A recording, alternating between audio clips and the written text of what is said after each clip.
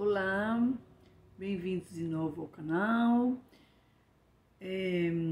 Para quem não me conhece, meu nome é Marlene Ribeiro Martins, eu sou psicóloga, psicanalista, psicopedagoga, pedagoga, e esse canal trata então destes assuntos e de outros relacionados a essa temática e as questões humanas. Afinal de contas, né, todas as questões relacionadas à psicologia e educação são humanas. Uma das questões que me mandaram com bastante incidência foi a respeito da inteligência. Muito interessante as perguntas a respeito de inteligência. As pessoas têm curiosidade de saber se nós nascemos inteligentes ou se nós nos tornamos inteligentes. Acho que assim, essa é uma grande curiosidade, porque desde criança nós somos categorizados como sendo inteligentes ou não sendo inteligentes. Na escola isso é muito forte, isso é muito nos dito muitas vezes, nas provas, na comparação com os colegas, na comparação com os amigos, com os irmãos, por exemplo. Os pais fazem muito isso. E na vida, na nossa vida, isso é muito forte. Então, nós aprendemos a lidar com essa categorização, com essa classificação, de uma maneira muito sistemática. E isso muitas vezes nos incomoda. Então fica essa curiosidade para nós. Será que eu sou inteligente? Será que eu não sou? O fato de eu tirar boas notas, ou o fato de eu ter sucesso em algumas situações, me faz mais inteligente que outras pessoas ou não? Eu sou capaz de desenvolver isso? Esse é um grande dilema, inclusive, das ciências. A psicologia há séculos estuda arduamente essa questão para tentar trazer respostas. Muitas respostas ao longo aí desses últimos séculos foram trazidas. Muitos estudos, muitos trabalhos de pesquisas foram feitos, foram levantados, foram efetuados, e muitos avanços nós já conseguimos na área da psicologia e em outras áreas, a neurociência, enfim, várias outras áreas, que nos fizeram avançar e compreender melhor esse funcionamento cerebral que cuida da cognição, que cuida da inteligência. E o que elas nos diz? Então, a primeira pergunta que permeia o imaginário nosso, no senso comum, é assim: nós nascemos inteligentes ou nos tornamos inteligentes? Se a gente responder essa pergunta ao pé da letra, qualquer resposta ela é muito cruel. Se pensarmos que só nascemos inteligentes, coitados de nós, réis mortais, que não somos assim, de repente, tão inteligentes. Que seria de nós que não nascemos Einstein como outras pessoas que nasceram com intelecto diferenciado para mais. Então, não podemos dizer que ou nascemos ou não nascemos, porque acreditar que só nascemos inteligentes ou não é acreditar que a escola não adianta de nada, que os ensinamentos não adiantam de nada, que leitura, que atividades mentais, que atividades cerebrais não adiantam de nada. A internet está cheia de promessas, pílulas, promessas, atividades, estratégias, cursos mirabolantes para nos tornarmos mais inteligentes. Infelizmente, a maioria deles não funcionam de nada, são formas de ganhar dinheiro, mas várias estratégias, eu posso dizer para vocês que funcionam sim. Muitas estratégias, muitos caminhos podem nos ajudar. Então, no fim das contas, o que resta? O que resta é a gente entender que o que a ciência tem dito. Algumas pessoas nasceram sim, a ciência já tem provado que tem aí uma questão genética, e que a ciência tem provado, bisavô, tataravô, tio, tia, mãe, pai, que historicamente numa família ter uma árvore genealógica de pessoas que apresentavam um nível, uma forma de funcionamento intelectual diferenciada e que, então, tem se repetido nas gerações, de geração em geração. Quer dizer que um pai ou uma mãe inteligente vai ter um filho inteligente? Sim ou não? Se ele tiver 10 filhos, pode ser que ele tenha alguns inteligentes, pode ser que ele tenha um, ou pode ser que ele não tenha nenhum. Isso serve para qualquer herança genética, né? Isso serve para uma doença, inclusive, né? Para uma questão genética relacionada à doença. Isso serve para outras questões genéticas. Isso a ciência tem provado. Mas também a ciência tem provado que a teoria ambiental também tem dito que o ambiente faz muita diferença. O que isso quer dizer? Se eu pegar uma criança que nasceu nessa família, geneticamente, que tem um histórico de famílias, de crianças superdotadas ou geniais, né? Nasceu lá na família do Walt Disney, e ela nasceu com a genética da genialidade, mas ela foi adotada por uma família que é paupérrima, não tem alimentação adequada, alimentação paupérrima, não coloca numa escola, numa escola apropriada, aliás, nem a coloca numa escola, ela leva uma vida assim, sem relações interpessoais, com uma vida afetiva conturbada, cheia de conflitos psíquicos. A chance dessa criança desenvolver a intelectualidade, uma intelectualidade boa, é pequena. Porque todos esses fatores, todos esses aspectos vão atrapalhar a evolução intelectual dela. E o contrário também é verdadeiro. Se uma criança que nascer com algum tipo de dificuldade intelectual, alguma deficiência, algum distúrbio, algum transtorno intelectual, ou mesmo uma dificuldade, nós, pessoas comuns, né, que nascemos ali com uma dificuldade linguística, vamos supor, eu não nasci com a probabilidade de ser uma escritora, uma jornalista, uma locutora, mas eu nasci numa família que desde muito pequena me estimulou a ler muito, me colocou nas melhores escolas do país, ou do mundo, ou do estado, ou da cidade, não sei. Me colocou em curso de teatro, eu passei a gostar do curso de teatro, me estimulou a leituras as mais diversas possíveis, as melhores leituras possíveis. Eu passei a gostar, eu fazia aula de música, eu passei a gostar, meu pai é músico, é cantor. Então, a chance de eu desenvolver essa inteligência linguística, essa habilidade linguística para ler, escrever e falar bem, é muito grande. Se eu tiver nascido filho de um matemático e desde muito pequena vamos pegar o exemplo dos cantores. Será que a Sandy teria se tornado cantora se tivesse nascido numa família de não cantores? Não sabemos.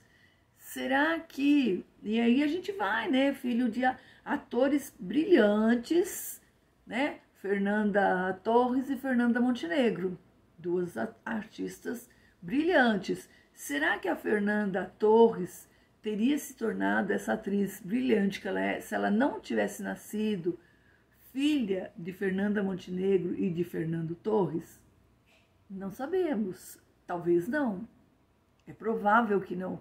Mas o fato dela ter convivido ali, né, no meio da dramaturgia desde muito pequena, provavelmente fez ela desenvolver essa intelectualidade pela dramaturgia.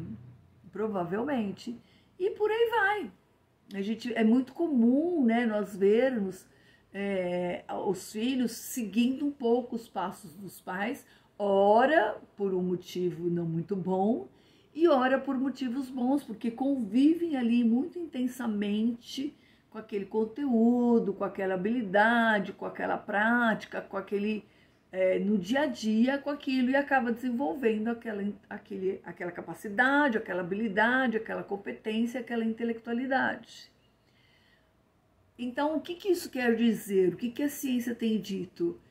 Que não adianta só você ter nascido com a intelectualidade para aquilo. Então, o que isso nos traz? Chegando a um pouco a resposta do que foi a pergunta. Tanto nós podemos nascer com intelectualidade avantajada e desenvolvê-la sempre cada vez mais, por meio de recursos materiais, uma escolarização, leitura, treino, estratégias, bons professores, também os outros aspectos do nosso desenvolvimento, que é o social, que é o cognitivo, que é o afetivo, que é o psíquico, e por aí vai, né, o intelectual, todos esses recursos aí. Quanto nós podemos nascer com uma intelectualidade avantajada e ela ser escondida, não se desenvolver, porque tive lá alguns traumas, alguns problemas afetivos, alguns conflitos, uma família conturbada, uma nutrição extremamente pobre, uma alimentação que não fez a criança desenvolver-se apropriadamente, uma escolarização sem estímulo, sem motivação, uma falta de assistência parental, maternal, paternal ou familiar, de uma maneira geral, por falta de pais, de avós, de quem era o cuidador daquela criança, aquela pessoa que deveria dar assistência, cuidar da lição de casa, ajudar a criança na lição de casa, dar o apoio pedagógico, uma escola ruim, professores que não tiveram assim todo o carinho, toda a atenção para as dificuldades daquela criança, para as necessidades daquela criança. Então, tudo isso, todos esses fatores contribuíram para que aquela criança não se desenvolvesse. E também, até um tempo atrás, acreditava-se muito que existia, e é lógico que isso é importante, um tempo certo, que a criança tinha que desenvolver a intelectualidade num tempo certo. Hoje se sabe que é claro que, se for desenvolvido no tempo certo, é muito melhor. Então, a criança tem que aprender, por exemplo, ela tem que se alfabetizar, segundo inclusive a lei, ela tem que se alfabetizar no tempo certo. Mas a gente sabe que nem todas as pessoas têm essa oportunidade. Algumas pessoas têm que largar o estudo. Mas se aquela pessoa tem uma certa intelectualidade, o exemplo mais vivo que a gente tem aí é da Marina Silva, né? Tem toda uma história da Marina Silva a respeito da escolarização dela e de outras pessoas. Muitas vezes a pessoa não teve a oportunidade no tempo certo, e aí, em outro tempo, na educação de jovens e adultos, por exemplo, ela vai para a escola e aquela intelectualidade dela que estava adormecida ou que ela não desenvolveu no tempo certo, um bom professor ou pessoas no entorno dela que sabem que ela tem aquela intelectualidade ou percebem que ela tem aquela intelectualidade, estimulam-na para que ela pratique, para que ela vá atrás, percebem que ela tem, olha, você é boa em pintura, você desenha bem, você fala bem, por que você não faz uma faculdade disso? Ou você é boa nessa área aqui, por que você não faz um estudo, um curso nessa área? E de repente aquela intelectualidade que ela tem acerca daquela temática, ela vai e aprimora. Canto, a gente tem visto aí nos The Voice da vida,